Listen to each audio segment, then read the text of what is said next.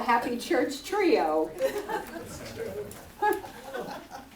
So today I'm talking from, once more, The Force of Good by Daniel Goleman, who has written this book in cooperation with the Dalai Lama. And the topic today is Choose Humane Economics. And over 870 million people around the world don't have enough to eat. And the average income worldwide is about $7,000 a year. And that works out to about $20 a day. And that doesn't speak to the number of children or the number of people in the family. It is only an average, too. So the Dalai Lama urges us to choose humane economics. And when he was told of the rising number of billionaires in the world, he asked, why would anyone want that much money? You only have one stomach. The wisdom of the Dalai Lama. He also says that businesses become the most forceful power in the world, transcending government and religions. This is me speaking now. We judge how our country is doing by measuring our GDP, our gross domestic product, or our GNP, the gross national product. But those measures don't take into account poor health care, education, housing, and food, all of which create hardships for children that make them more likely to end up as poor adults.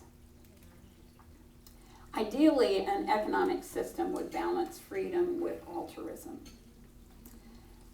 Bhutan has changed their measure of well-being to the gross national happiness. And when he was asked how it was working, the Bhutan ambassador to Thailand said, I'm not even going to try to say his name, many people have certain misconceptions about what this is all about, the gross national happiness. First, we don't claim at this moment to have achieved happiness. What is different is that Bhutan, we are serious about the pursuit of happiness. So have we achieved it? Not yet. But we're serious about it and we're approaching it holistically. Another misconception is that this is about happiness on its own.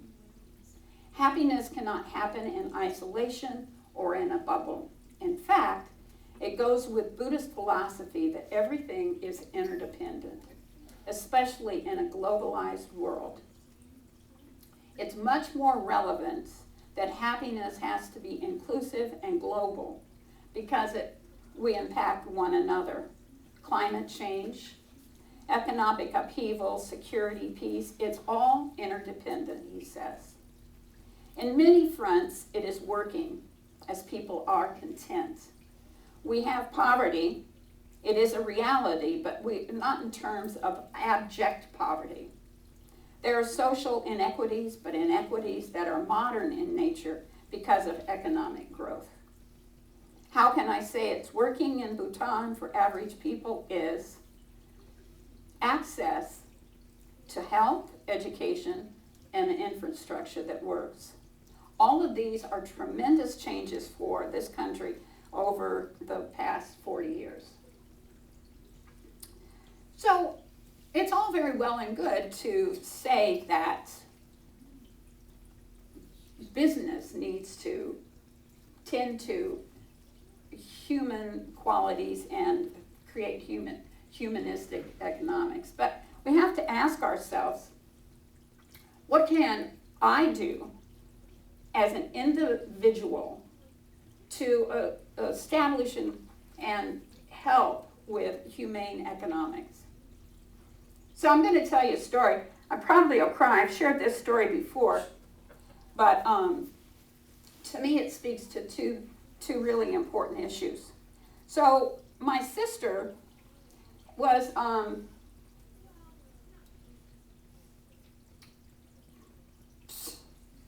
diagnosed with non-Hodgkin's lymphoma several years ago, many, many years ago.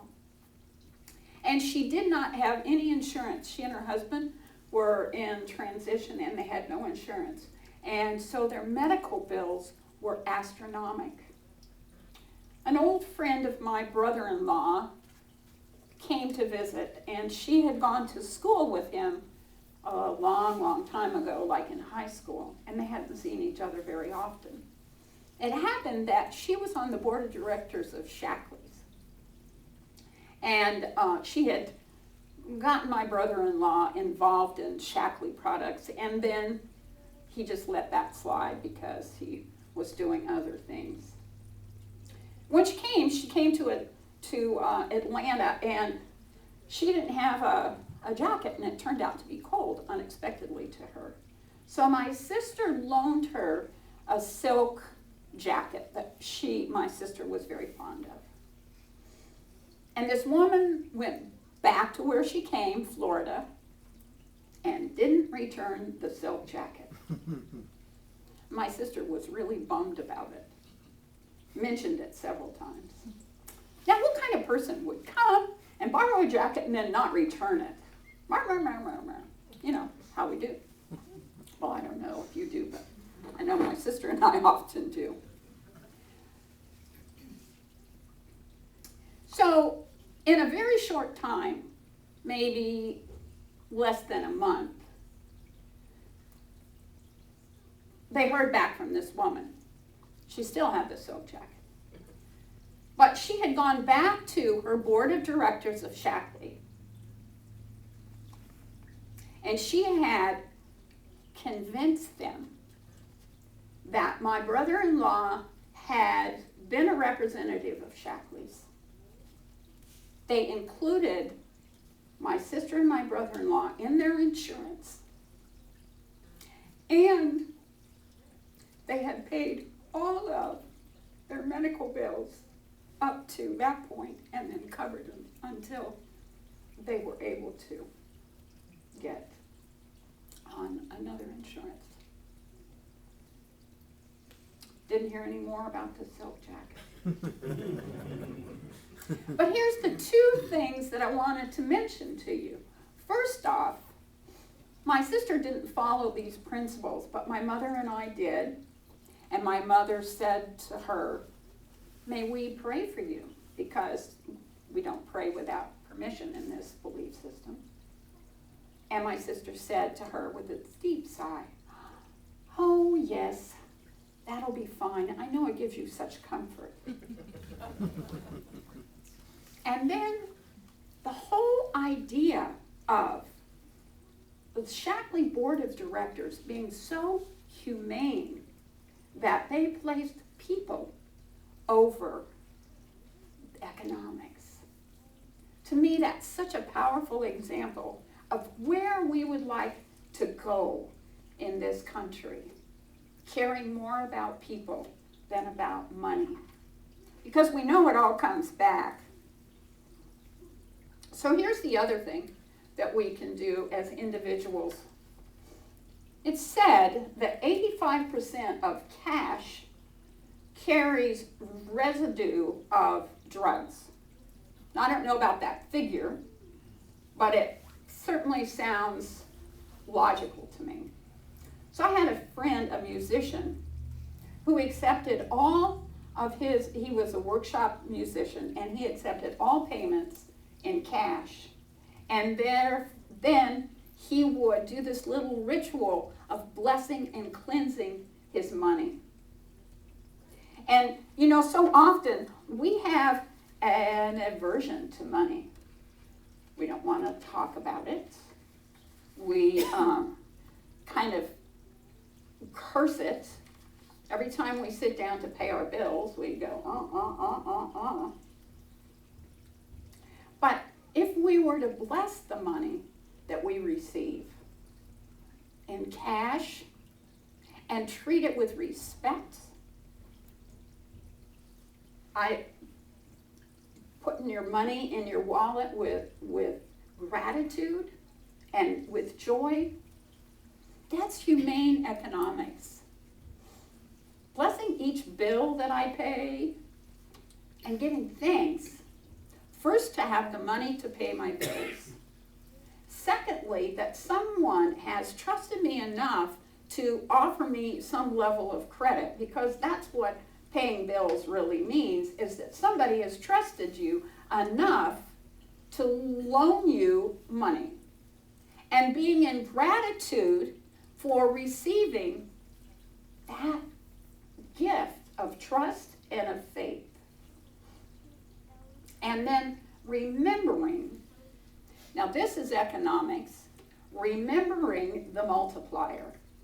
For every dollar that we spend in the community, it is multiplying threefold. It's called the threefold multiplier. Each dollar is spent again and again and again. I give it to the electric company gives it to its employees buy food with it, actually ad infinitum, but they call it the three multiplier. So every time I pay my bills, I am actually gifting my money 3 more times. What a blessing that is. And when you pay cash, as I said, blessing it, but handing it over with reverence, noticing that the bill says, "In God we trust." Giving it with grace and love, knowing that it is a benefit that you are sharing. You're passing it on. And that's so important. The other thing is, as I said, we hate to talk about money, but giving 10% of your income away is a spiritual practice, tithing, to the spiritual place that you receive the most gift. It doesn't have to be a church, but it certainly, I would appreciate it. So where you are spiritually fed, sharing 10% of your income, 10% of the money that you receive, that is humane economics. Now, at Christmas time, I don't know about you, the holiday season, we gift people, no matter what our spiritual belief system is. It's been our custom to gift people. And I think we've all pretty much ran out of things that we need, yes? Not another tchotchke, oh please. Not another this, not another that, not another brick, what do you call them? Bric-a-brac, but that's not what I was thinking. Fruitcake was what I was thinking. Well. You can never have enough of those. So here's a suggestion. Heifers International. Have you heard of Heifers International? Yes. So you can buy a water buffalo, for goodness sake. How many of you would love to receive a water buffalo for Christmas?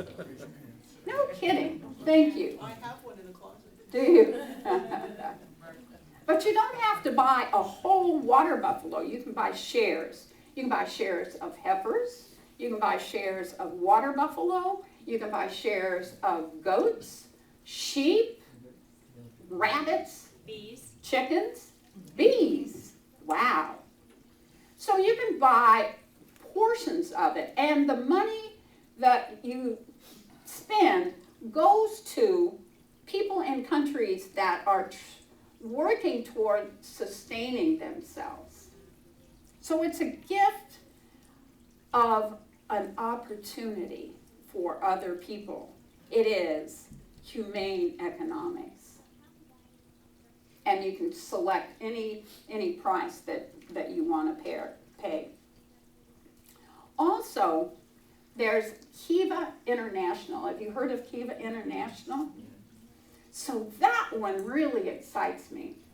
For an investment of $25, a loan of $25, people all over the world have an opportunity to use that loan to better their positions in life.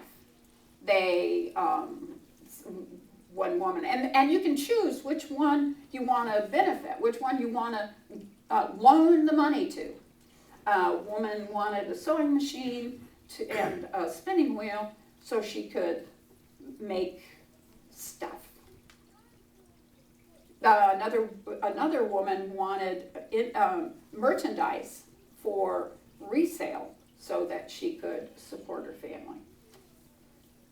There's hundreds and hundreds of opportunities to make Kiva loans $25, and then after a given period of time, and their interest rate is, I think, like 1% or some such ridiculous thing. You get your money back, your $25, and then you can reinvest it if you choose, or you can pull it out. But here's the interesting thing, I think, about the Kiva loans. Their default rate is less than 1%. So when people are loaned money to help them step out of a horrendous economic situation, they pay it back. They don't default. Now, when you take a look at that culture and our culture, where so many credit cards default, and so much of the credit card debt that we have in this country is pretty frivolous. So, thinking about those kinds of things, and thinking about spending your money with corporations and companies that practice humane economics, like Tom's Shoes. They will, every time you buy a pair of Tom's Shoes, they give a pair of shoes to some child that doesn't have them. And we know Zappos has really humane practices. But when you make a decision to spend your money, make a decision to spend it in a place that is practicing humane economics. We are all interconnected. We are all dependent on each other. And to say that the world is growing more and more heartless, more and more selfish, is saying a lot about me. So, absolutely acknowledging and honoring your place in the world and how you are practicing humane economics. So, the women's group is making scarves, and we're buying yarn and accepting donations of yarn to crochet scarves for our sacks for winter. That's humane economics. That's what we can do as individuals. So paying attention to where you spend your money, paying attention to how you spend your money in grace and in love, paying attention to the places that you do business with. I frankly prefer to shop at Winco because that's employee owned and operated, rather than a larger corporation that doesn't return profits to Costco, returns profits to their employees. Those are important small decisions that we can make to assure that the world is moving toward humane economics. So, I love each one of you. And I know that you are a blessing in this world. And you spend in love and with consciousness, because that's who you are. Namaste. So I would invite the practitioners to stand with me and hold the consciousness with me as we bless this community in prayer. I want to remind you that Kate will be in the practitioners' room after the service to pray with you if you so desire. We also have our prayer request box over here that you can drop your prayer request in and know that the practitioners are holding you in prayer for a week. So I just allow myself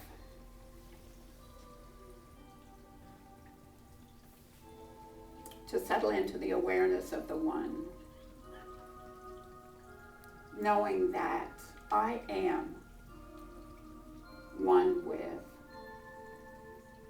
the other 7.5 billion people in this world.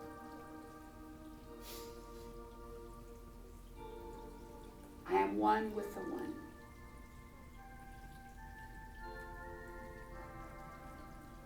I know that as I am blessed with abundance, it is a gift from that One.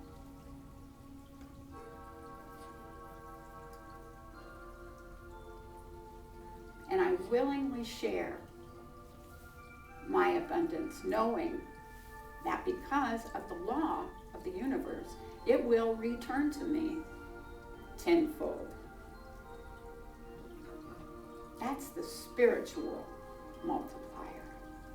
10 times 10 times 10 ad infinitum.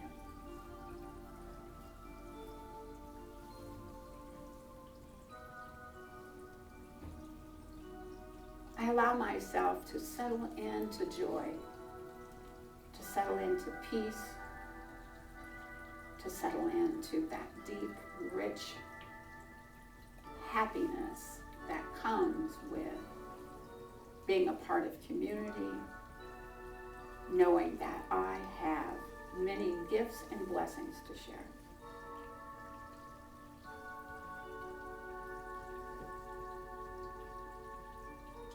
I know that all is in perfect alignment, whether I see it and am aware of it at this moment, just resting in the grace and the trust that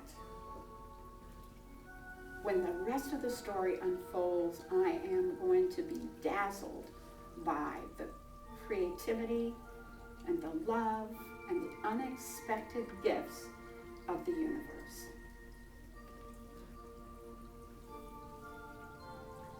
So with great joy, with great anticipation, with great excitement, I just speak my word, knowing that it is done, and I step out of the way and I allow it to be. And I invite you to join with me as we allow it to be by saying, and so it is.